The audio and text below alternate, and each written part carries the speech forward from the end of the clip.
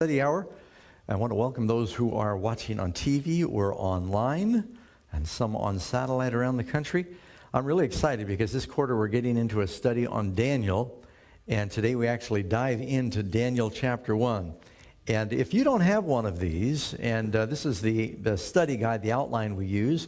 We don't always follow it word for word, but it creates a good guide for us to get through the different chapters in the book of Daniel. You can get one online by going to the Adventist Church website under Sabbath School, or you can probably just pick one up for free at your local Seventh-day Adventist church. Now, we know a lot of people watching this program, including some of our online members, do not have a nearby local church they can attend, and that's when the online version is very helpful. All right, Daniel chapter 1. And we want to dive into our study today, have a lot of really, I think, valuable information. And this lesson is one that can actually lengthen your life. Seriously. Our memory verse is Daniel 1, verse 17. If you have your Bibles, you might want to open and you can read this with me.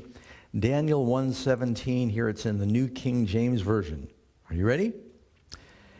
As for these 4 young men, God gave them knowledge and skill in all literature and wisdom, and Daniel had understanding in all visions and dreams. Now, the book of Daniel begins with somewhat of a note of defeat. The children of Israel, because of their unfaithfulness, they are carried off. Let's read in the first chapter 1 of Daniel, verse 1 and 2. In the 3rd year of the reign of King Jehoiakim, king of Judah, Nebuchadnezzar, king of Babylon, came to Jerusalem, and he besieged it. And the Lord gave Jehoiakim, king of Judah, into his hand with some, notice that word some of the articles of the house of God, which he carried into the land of Shinar, to the house of his God. And he brought the articles into the treasure house of his God. Very beginning of the book of Daniel, you see that there's a battle between gods. It looks as though the God of Israel is being defeated by the God of Babylon. What's the first kingdom or city that you hear mentioned in the Bible? Remember Cain, he went and he built a city. And then you read about Nimrod, and you read in Genesis 10, verse 8 and 10. Cush begat Nimrod, and he began to be a mighty one on the earth, and he was a mighty hunter before the Lord. Therefore it is said, like Nimrod, the mighty hunter before the Lord, and the beginning of his kingdom was Babel. And it goes on to say, Erech, Akkad, and Kenel in the land of Shinar. Now, didn't we just read that Nebuchadnezzar carried the temple gold from God's temple to his God? And so there's almost like a battle between gods. In the very beginning, you see that God said for man to go out, to fill the earth, to scatter, to multiply. Instead, they built a tower of what? Tower of Babel. Babel represents opposition to God. It represents, I think the word Babel, the original word, it means gate of God. And it's almost like man was trying to build his own way to heaven. But later the word Babel came to mean babbling. When you call a baby, you know why you say it's a baby? It's because babies babble. And it's connected to that word because the tower, languages were cursed, you remember? And no one could understand each other, and they were all babbling. And that's how the word went through that metamorphosis there. And so there's a battle between, you get to Revelation, you've got mystery, Babylon the Great, the mother of harlots and abominations of the earth. That's Revelation chapter 17. And then you get to Revelation chapter 21, and I saw the new Jerusalem coming down from God out of heaven. So this is battle that's running between Jerusalem and Babylon that you see going from Genesis to Revelation. So Nebuchadnezzar, because of the unfaithfulness of the people of God, you can read about this in 2 Kings, just so you have the background. In 2 Kings chapter 21, verse 10, and the Lord spoke by his servants, the prophets, saying, because Manasseh, the king of Judah, has done these abominations, he's acted more wickedly than all of the Amorites. Amorite was sort of a generic word for all the Canaanite people that lived in the land, the promised land before Israel. That he did more wickedly than all the Amorites who were before him. I will wipe Jerusalem as one wipes a dish, wiping it and turning it upside down. So I will forsake the remnant of my inheritance and deliver them into the hand of their enemies.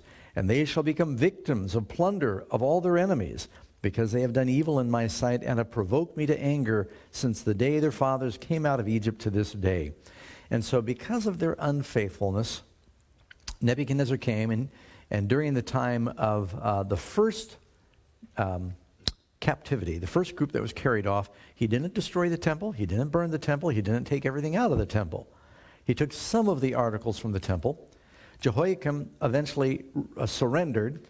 He carried off certain of the young people. Now I'm getting ahead of myself. But he comes back later, and the temple is destroyed. So if we go to Daniel chapter 1, and we read here, I'll be thankful if we can get through the book of Daniel, or chapter 1 today. And it says that he besieged it, and he carried these articles from the house of God to the land of Shinar, to the house of his God. Now, you know, before the book of Daniel's over, Nebuchadnezzar comes to believe in a different God, doesn't he? To the house of his God, with the treasures of his God. Did he take the candlestick? No. Did he take the altar of incense? No. Did he take the Ark of the Covenant to Babylon? No. He just took some of the treasures. He allowed them to continue to worship their God, and he left the important articles for their worship there. He did not destroy the temple. That's because they agreed that they would pay taxes. So Jehoiakim is one of the sons of good King Josiah, probably next to David, maybe even better than David. Josiah was among the best kings of Judah that they ever produced. Probably better than Hezekiah. There's no record of Josiah ever doing anything wrong or evil. Near the end of his life, he gets killed going into a battle he was advised not to go into, but you know that was a question of courage, you might say. And so his son Jehoiakim, he's too young. He gets carried off by Nebuchadnezzar. Nebuchadnezzar puts his uncle Zedekiah in charge. He says, now you promise before the Lord you will pay taxes. He made a vow before the Lord he would pay taxes. He would submit to Babylon. But then after Nebuchadnezzar left and a few years of paying taxes, he said, we don't want to do this anymore. And everyone advised him not to do it. Jeremiah the prophet said, Zedekiah, you made a vow in the name of the Lord. You need to submit to the king of Babylon. The king of Babylon being over us is a punishment for our sins. Just embrace it and you'll have peace. You fight against him, it's going to be worse than ever. He would not listen to the prophets like Jeremiah. And so you read then in 2 Kings chapter 24, verse 18, Zedekiah was 21 years old when he became king, and he reigned 11 years in Jerusalem. His mother's name was Hamutal, the daughter of Jeremiah of Libnah. Different Jeremiah, of course. He did evil in the sight of the Lord according to all that Jehoiakim had done. For because of the anger of the Lord, this happened in Jerusalem and Judah, that he finally cast them out from his presence. Then Zedekiah rebelled against the king of Babylon. Nebuchadnezzar then conquered the city. Zedekiah had his sons killed before him, his eyes plucked out. The temple was burned, the city was burned, and everybody was carried off captive. So during the first captivity, a small group was carried off to Babylon. And that's when you get to Daniel chapter 1. And it tells us that, it says in verse 3, the king instructed Ashpenaz, the master of his eunuchs, to bring some of the children of Israel and some of the king's descendants, and some of the nobles and the young men in whom there is no blemish, but good-looking, gifted in all wisdom, possessing knowledge and quick to understand, who had ability to serve in the king's palace, and whom they might teach the language and the literature of the Chaldeans. And the king appointed them for a daily provision of the king's delicacies and of the wine which he drank. And there'd be 3 years of training for them, so that at the end of that time they might serve before the king. Now from among those that were chosen from the children of Judah were Daniel, Hananiah, Mishael, and Azariah. And to them the chief of the eunuchs gave the names. To Daniel he gave the name Belteshazzar, Hananiah Shadrach, Mishael Meshach, and Azariah Abednego. And so here they're carried off, and it tells more about these young men who are carried off. This is under the section under faith under pressure.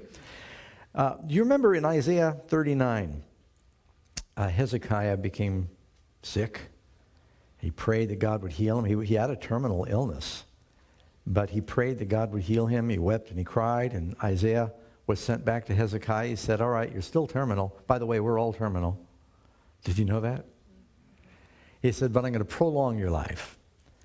And he said, I'm going to add to your days 15 years.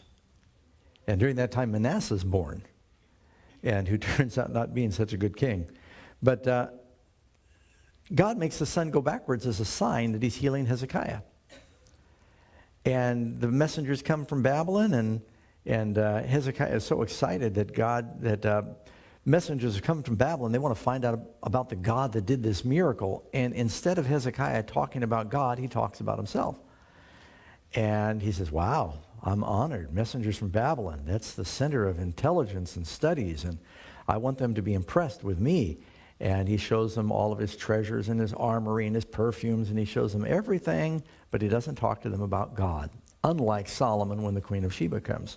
So Isaiah comes to Hezekiah with a judgment. And this is Isaiah 39, verse 5. And Isaiah said to Hezekiah, hear the word of the Lord of hosts. Behold, the days are coming when all that is in your house that your fathers have accumulated until this day shall be carried to Babylon. Nothing will be left, says the Lord. And they'll take away some of your sons who will descend from you, you will beget, and they will be eunuchs in the palace of the king of Babylon. Now, did that literally come to pass? We see that in the book of Daniel. That here it says, of the king's seed, from the tribe of Judah, these bright young men are taken to be eunuchs. Now, you know, Jesus talks about this, and I don't want to belabor the point, but Christ said that, he said it's, once a man's married, he shouldn't get divorced. And the disciples were so surprised that there was really no biblical grounds for divorce other than adultery.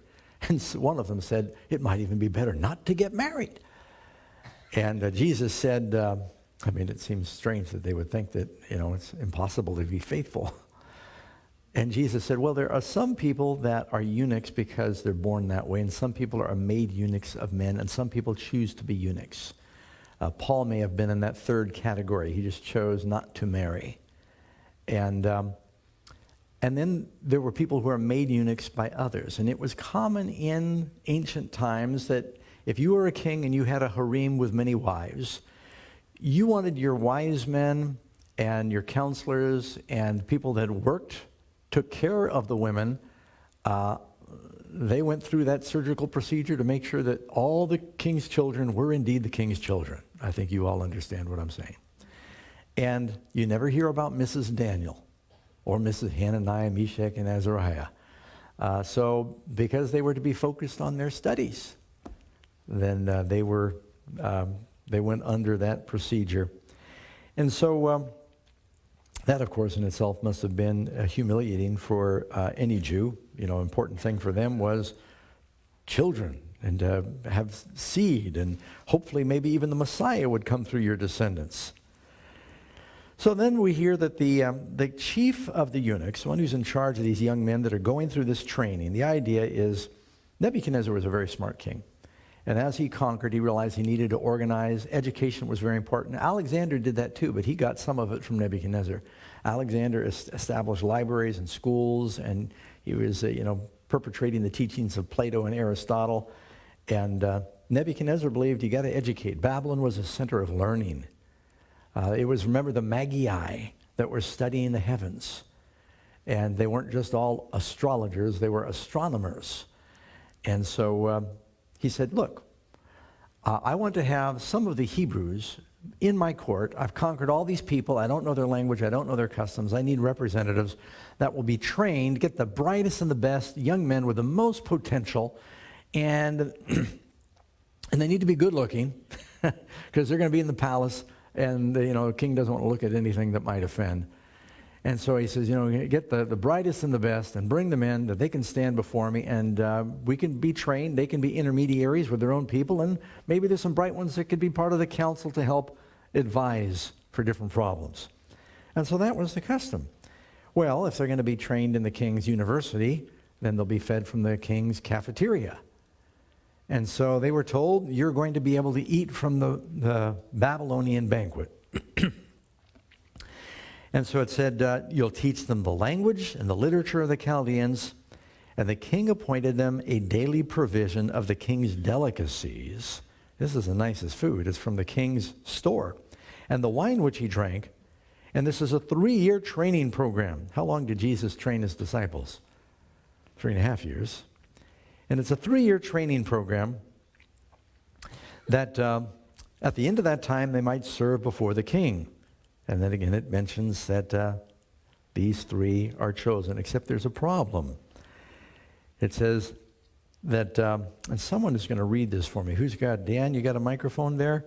I'm going to have you read Daniel chapter 1, verse 8. Daniel 1, verse 8. But Daniel purposed in his heart that he would not defile himself with the portion of the king's delicacies, nor with the wine which he drank. Therefore he requested of the chief of the eunuchs that he might not defile himself. Now, I think we're safe in assuming that it wasn't just Daniel, but Daniel spoke up. And Daniel and his 3 friends, they said, we can't do this. Now, there's several reasons that they could not participate of the king's banquet. One, and I'll spend a moment talking about this, some of the food in the Babylonian cafeteria was very likely unclean, what the Bible would call unclean. Now, where do you find in the Bible the distinction between food that is clean and unclean? Leviticus 11. Let me just read some of this to you. Speak to the children of Israel, Leviticus 11, verse 2, saying, these are the animals which you may eat among all the animals that are on the earth. Among the animals, whatever divides the hoof and has a cloven hoof and chews a cud, needs both criteria, that you may eat. Nevertheless, these you shall not eat among those that chew the cud or those that have cloven hoofs, because they don't have both. The camel, because it chews the cud but it doesn't have cloven hoofs, is unclean to you. Well, you know, camel was a very popular food in the time of Christ. And that's why Jesus said to the religious leaders, they're hypocrites. You strain a gnat and swallow a camel. What he meant was they were straining their water and their milk lest a little microscopic gnat might get in there, because it might be an unclean bug, but they'd eat camel steak. And he said, you're hypocrites. Camel's unclean, because while they chew the cud, they didn't have a cloven hoof. And I was talking to Steve friend, Michelle raises alpacas. Alpacas are in the camel family, isn't that right, Michelle? And they're unclean, but people eat them. But you're not supposed to eat them. So just want to make sure your animals are safe from at least this crew. Don't eat your friend. Yeah, don't eat. I got it. So the camel was unclean, and it says, because it does not have cloven hoofs. And the rock hyrax, because it chews the cud, it's like a rabbit creature, but it doesn't have cloven hoofs, is unclean to you. The hare, because it chews the cud, but it doesn't have cloven hoofs, it's unclean to you. And the swine, though it divides the hoof, having cloven hoofs, yet it does not chew the cud, it is unclean to you. I was just reading a book, still reading a book, about some people that were shipwrecked on an island south of New Zealand back in 1865, and they thought there were wild sheep on the island because they saw the footprints. They later found out it was pigs, because they both got cloven feet, and unless you really know what you're looking at, you might confuse a pig footprint for a deer or for a sheep.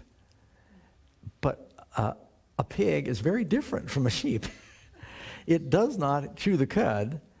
They are scavengers. They are not the vegetarians that the sheep and the goats are. And he says, they are unclean to you. Matter of fact, it says, you shall not, their flesh you shall eat, their carcass you shall not touch. They are unclean to you. These are all, these you may eat of all that are in the waters, whatever has fins and scales. In the sea or in the rivers, that you may eat. But in all the seas and the rivers, if it does not have fins and scales, all that move in the waters, of any living thing in the waters, they are an abomination to you. So it needed both criteria if it's going to be clean for food. Fins and scales. Someone always asks, well, is tuna clean? Tuna technically is clean. They do have scales. They're very small. You have to look closely, but it's very almost microscopic scales. Shark is unclean. Catfish is unclean. They're scavengers.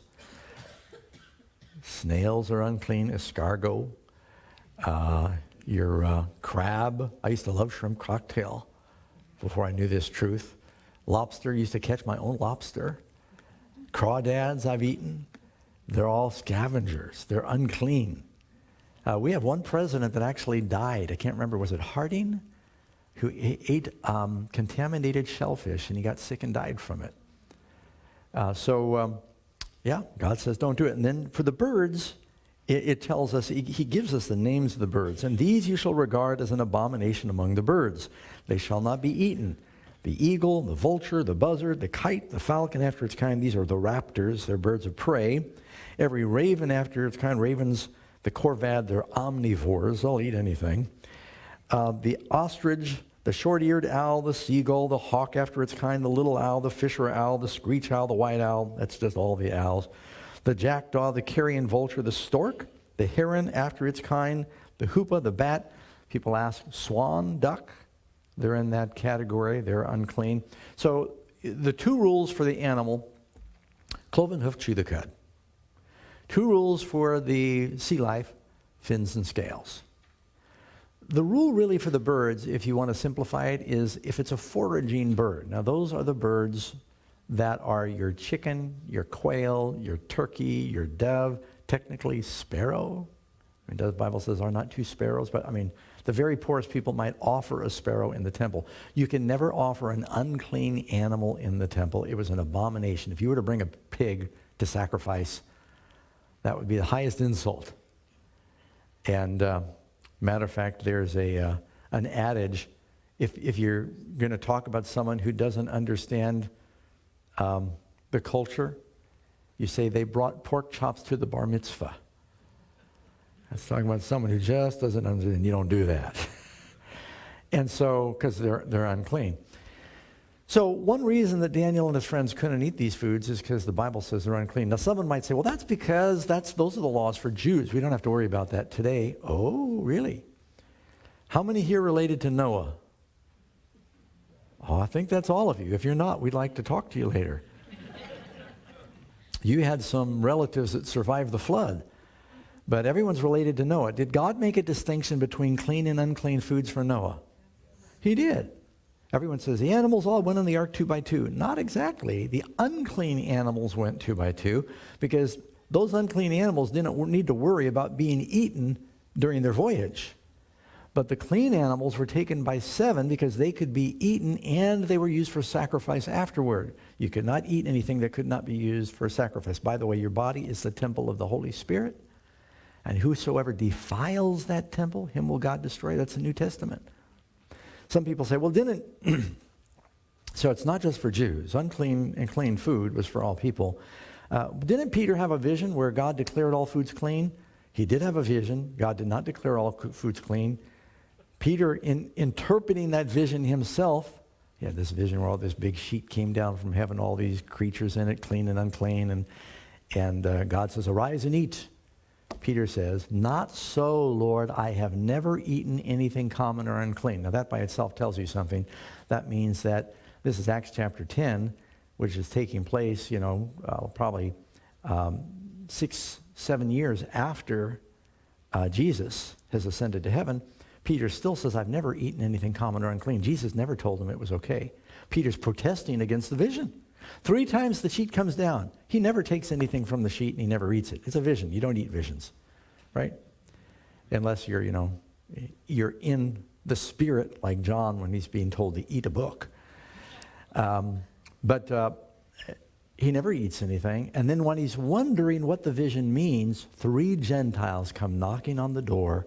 Peter later says, God has shown me not to call any man unclean. That vision had nothing to do with food.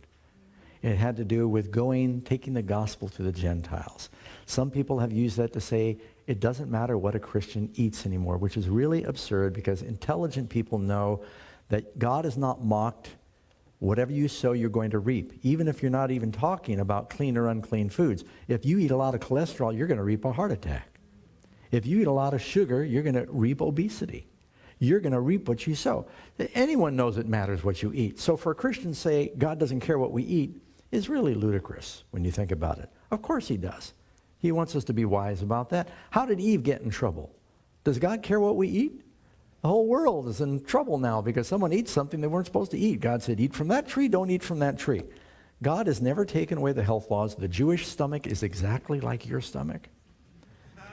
And those laws that, by the way, God has blessed them, so they have become a very resilient people. And you look at history and you can see that, at least in part, one reason that they were blessed is they observed these health laws. So one reason that Daniel probably did not eat those things is because there were some things that were unclean. Secondly, those things may have been butchered in an unclean manner. Suppose there was sheep and chicken on the menu. Daniel could rightly eat those things. But God said that their necks were to be cut and the blood was to be drained out. You remember, even in the New Testament, they said, tell the Gentiles they're not to eat things with blood. Not only not unclean food, even the clean animals were not to be strangled. That's Acts chapter 15. So God had specified, even in the New Testament, they were not to eat blood. That's a health law. So obviously the health laws were not done away with. So Nebuchadnezzar's cafeteria may have also had some things in it that were not sacrificed in the appropriate way. Thirdly, the food that Nebuchadnezzar was offering them, much of it could have been offered to an idol. And Daniel, they sacrificed it to an idol, then they bring it to him, and he did not want to look like he was supporting these pagan gods that now had taken possession of the sacred things from the temple. And so, for those reasons, he says very nicely, I don't want to defile myself. So they've got this firm resolution. Now someone's going to read for me 1 Corinthians 10:28. You'll have that, Diana? And just before you read that, I want to mention that for Daniel to say we're not going to eat what they're giving us, you got to keep in mind, he's trying to find out, how do I not offend? Most of the children of Israel that were carried away to Babylon didn't stay in the palace. They didn't eat from the king's table. Many of them probably looked like prisoners of war by the time they arrived in Babylon. They were enslaved. Daniel and his 3 friends were extremely fortunate in that they probably had clean quarters to live in. They had nice clothes to wear. They were protected by the king's guard. They were not living in poverty. So for you as a captive to say, this is what I'm going to eat and this is what I'm not going to eat, can that be misunderstood? It could sound like, oh, how dare you? You are so lucky that you have been chosen, instead of being carried off and sold in Babylon, you've been chosen to be in the palace, and you're going to tell us what you will and won't eat? And so they've got to pray that they have a way to say this. They probably said it very humbly. They may have even explained that, this is for religious grounds. And Daniel said, we cannot be defiled because of our faith. And so go ahead, you can read that verse. 1 Corinthians 10:28. But if anyone says to you, this was offered to idols, do not eat it, for the sake of the one who told you, and for conscience sake. For the earth is the Lord's and all its fullness. Now, the whole business about him not eating the food because it may have been offered to idols, you're going to find there seem to be a couple of conflicting opinions in the New Testament about can you or can you not eat things offered to idols. This verse that was just read helps explain it. The disciples are pretty clear in Acts chapter 15, command them to abstain from things offered to idols. We don't want the pagans to think that we worship idols.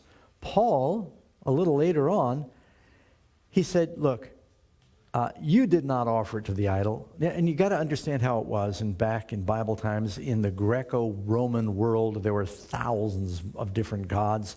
Every market where you went to do your shopping, if you wanted to buy goat, mutton, or chicken, or whatever it was, clean food, biblically a clean meat, everything that was butchered, they had a little idol in the marketplace, and everything was butchered in front of an idol. And so Paul said, look, if you buy something there, you didn't offer to the idol is nothing. It's dead. But if it bothers the conscience of the person, don't do it. You remember when Paul says in Romans chapter 14, those that are weak eat only vegetables? Someone said, that says vegetarians are weak. No, it had nothing to do with vegetarianism. It meant those whose faith was hypersensitive, weak faith, they couldn't eat any meat because they were afraid they might be worshiping an idol. The way I relate this in modern times, how many of you like Asian food? I had some this week. How many of you have been in a Chinese or Asian restaurant where they've got a Buddha? Are you worshiping Buddha? I've even seen when you walk in, they got little incense burning by a little statue of Buddha. Or they'll have a candle in front of a picture of Buddha. And if you eat in that restaurant, are you worshiping Buddha? No. Well, if you worry about that, don't eat at that restaurant. Anything that is not of faith is sin. But if you realize, hey, that's just a piece of stone, it's not going to hurt my food. And you can eat with a clear conscience, Paul says, enjoy it. If it's going to bother your conscience, don't eat it, because you're not doing it in faith, and that which is not of faith is sin. So Daniel, knowing he's being watched by others, there were other Jews, and not only Shadrach, Meshach, and Abednego, Daniel said, we're not going to eat it also because it's been offered to idols, and we don't want to send the wrong signal. Because you had just read how Nebuchadnezzar said, my God is bigger than your God, because my gods have taken the treasures from your God.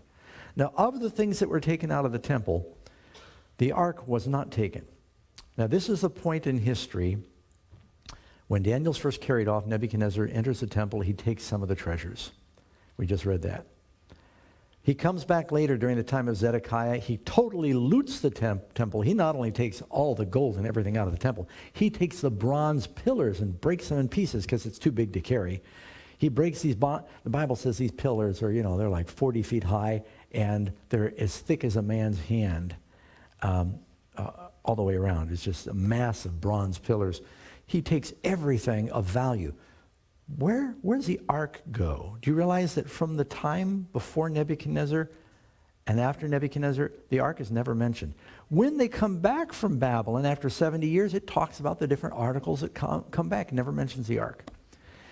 The best that we know is that Jeremiah the prophet, in concert with the priests, when they saw Nebuchadnezzar was outside the city and they knew the city was going to fall, they went into the temple and they snuck out with the ark and they hid it in one of the many caves that absolutely honeycomb Jerusalem. I've been to Jerusalem several times, and under the city and around the city, it is honeycombed with caves and graves, and you can get lost in them. And every time they do any building, they run into some new chamber.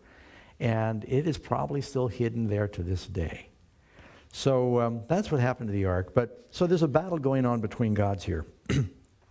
All right, and you look, for instance, in Revelation 2, verse 20. Nevertheless, I have a few things against you, because you allow that woman Jezebel, who calls herself a prophetess, to teach and seduce my servants to commit sexual immorality and eat things sacrificed to idols. So can you see that in the New Testament it did matter if you ate things sacrificed to idols? So you didn't, buying stuff in the marketplace, Paul said, well, that's one thing. But if you're participating in a sacrificial feast, that was forbidden. So Daniel now makes a proposition. He tells Ashpenaz, he said, look, why don't you give us pulse to eat? He said, please let your servants be tested for 10 days. And this is verse 12. And let them give us vegetables to eat, just vegetable stew, and water to drink. Then after 10 days, let our appearance be examined before you, and the appearance of the young men who eat from the portion of the king's delicacies. Daniel already knew they were going to be better off, because he'd been living on that diet when he was a young man. And he said, you see fit, you deal with us. He said, we're not wanting to be ungrateful. We're actually telling you, not only does this go against our conscience, but if your goal is to have these young men looking bright and sharp and smart, give us this diet and see which does better. And so I think that the chief of the eunuchs is a little intrigued. He said, okay, I'll give you 10 days. What have I got to lose? It's not going to kill you to eat vegetables for 10 days. Now, there are kids that will argue it will kill them to eat vegetables for 10 days. But there's probably some beans and legumes and porridge and stuff like that. And so basically, you know what he's saying. He's saying, give us a vegetarian diet. They didn't want to risk eating anything that had been sacrificed, which meant no meat. And water to drink. They're not going to drink the wine. Why would he not drink the wine from Nebuchadnezzar's wine cellar? Probably was aged. They thought, oh yeah, if it's got a little kick to it, that's all the better. And you know, the Bible says that woe to him that gives his neighbor drink. Wine is a mocker, strong drink is raging. Whoever is deceived thereby is not wise. Noah drank wine and stumbled around naked in his tent. And Ham was cursed in Canaan as a result. The Bible tells us lots of daughters gave him wine to drink, and he became one of the few men in the Bible that his children were both his children and his grandchildren. You know what I'm saying? He slept with his daughters, drinking. David tried to get Uriah drunk so he'd go against his conscience. Wine doesn't have a very good record. It says you give it to him who's ready to perish. It's like a person who drinks and lies down in the midst of the crow's nest in a storm. The Bible doesn't say anything good about wine. People say, but Jesus turned the water to wine. Wine must be okay. That word wine is the only word you find in the Bible. Wine is also new wine, which is unfermented. Jesus spoke of his gospel as new wine. And he said, I will not drink of the fruit of the vine until I drink it with you again new in my Father's kingdom. When Jesus turned the water to wine, he didn't advance it, accelerate it to being fermented. He made it the very best grape juice. They said, you saved the best for last, because you couldn't get fresh grape juice except during the harvest. So wine is bad. And so they said, we're not going to drink that. And so finally, you can read here, it says that they ate the vegetables. The original diet God had for man is, I've given you every herb that yields seed, which is on the face of all the earth, and every tree whose fruit yields seed. To you it shall be for food.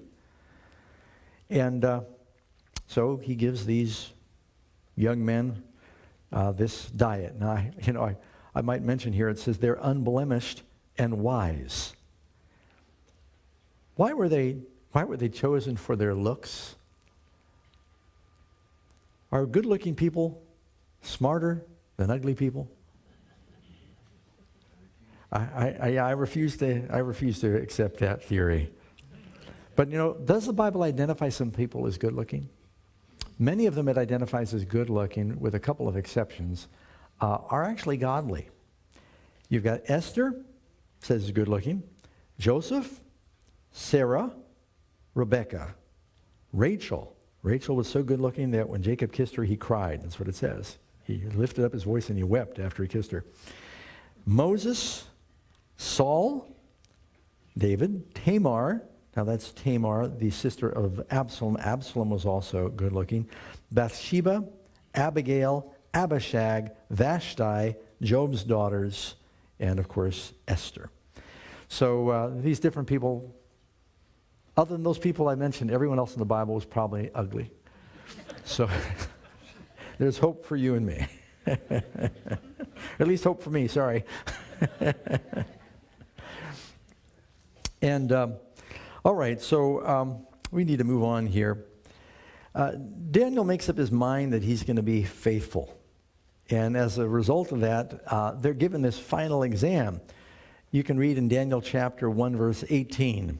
Now at the end of that 10 days, when the king had said that they should be brought in, the chief of the eunuchs brought them in before Nebuchadnezzar. Then the king interviewed them, and among all of them none was found like Daniel, Hananiah, Mishael, and Azariah. Therefore they served before the king. Now it says that he investigated, and after 10 days it says they were fair and fatter in flesh. And I know that some people kind of resent that allegory. They think, well, why would I want to be fatter in flesh? Well, they had just crossed the desert. They just made a long trip after their captivity, and they wanted them to put some more meat on their bones. And he was surprised that just by eating the bread and the vegetables that they started looking ruddy. If you read about this in the book of Prophets and Kings, it says they had an elasticity in their step, that their eyes were sharp and sparkling and lucid, that their minds were clear, and you could just look at them and say, wow, line them up next to the other captives from other empires that were in the king's university that were eating all of the other food, and they all looked a little sluggish, and they didn't look healthy. Daniel and his friends, and I think that God may have even, not just because they were following the health message, I think he may have just blessed them, because, you know, when you're obeying God, you've got a clear conscience, and it does something for your looks. You know, innocence will improve your appearance. You've heard the story about when Abraham Lincoln became president for the first time. He had all these folks that were seeking office, and he's interviewing all these people that are seeking office. And after one interview, this person walks out, and Lincoln turns to his secretary and said, I don't want to hire him. Secretary said, well, Mr. President, he's got great qualifications. And Lincoln said, I don't like the looks of him.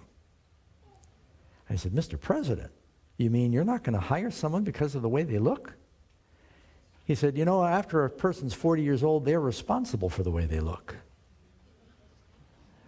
And sometimes, you know, you can look at a person and you can say, you know,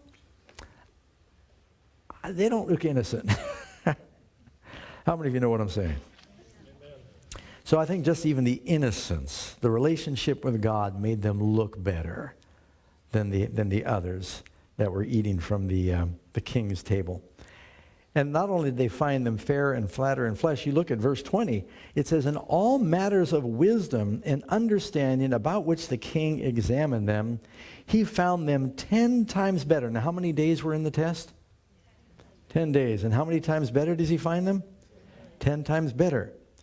You know, 10, when you think of 10 in the Bible, it's often a symbol of like the law of God comes in derivatives of 10. And it says that they were 10 times better than all the magicians and the astrologers who were in all his realm. And, you know, before 3 chapters go by in Daniel, what 4 individuals are the leading counselors for Nebuchadnezzar? It's the Jewish council of Daniel, Hananiah, Mishael, and Azariah. And if you go to the end of Daniel chapter 1,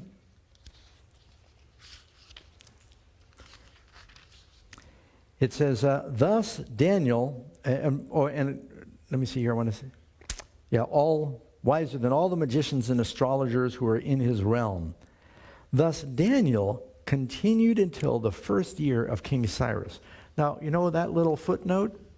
It's not only saying that his diet helped him be healthier, it helped him be wiser, and it helped him live longer. Because for him to continue until the first year of King Cyrus, that means Daniel not only lived through the time of Darius, he lived to the one who followed after him. Matter of fact, I think there were 2 kings between Darius and Cyrus.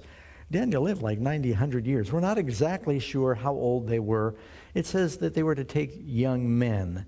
So, you know, they weren't little kids. They were probably somewhere between 16 and 20 years of age when they were taken, which means Daniel lived to somewhere between 90 and 100 years of age. And it doesn't really tell us when Daniel died.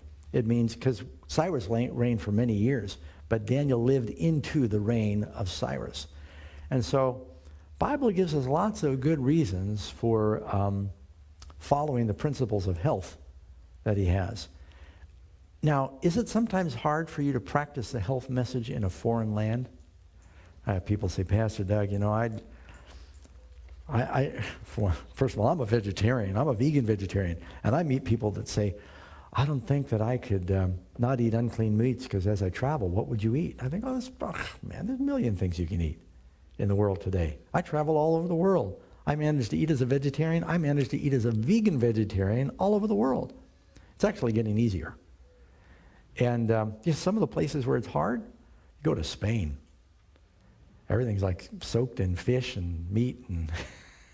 But I see those of you who've been there know what I'm talking about. But Karen and I just went to Spain. We were able to stay vegetarians. And so when people start saying, I don't know how I could do it, Daniel did it when he was a captive in the king's palace and they were commanding him to eat the wrong thing. He stood up for God. Did God honor him? Did God bless him? Yeah, you're going to go through different tests. Don't cave in so easy. You know, I remember hearing one time that the reason the lions did not eat Daniel in the lion's den is because Daniel had too much backbone. Daniel stood. And you remember that song, Dare to be a Daniel? I think it might even be in our hymnal. We've got to take a stand even in a foreign land. As Christians, like Daniel, we are captives in a foreign land. And we need to stand for God even in the little things. And will God honor us? And did Daniel get promoted? And was he able to intercede for his people? Are you and I encouraged today because of Daniel's faithfulness? Don't ever underestimate how far your influence will go. All right, our time is up, but I want to remind those who maybe missed the opening announcement, we do have a free offer for you. This is great. It's called Hogs and Other Hazards. Talks a little bit about the health message. If you'd like a free copy of this, it's offer number 160 is what you ask for, offer 160, and here's the phone number, 866-788-3966. That's 866-STUDY-MORE.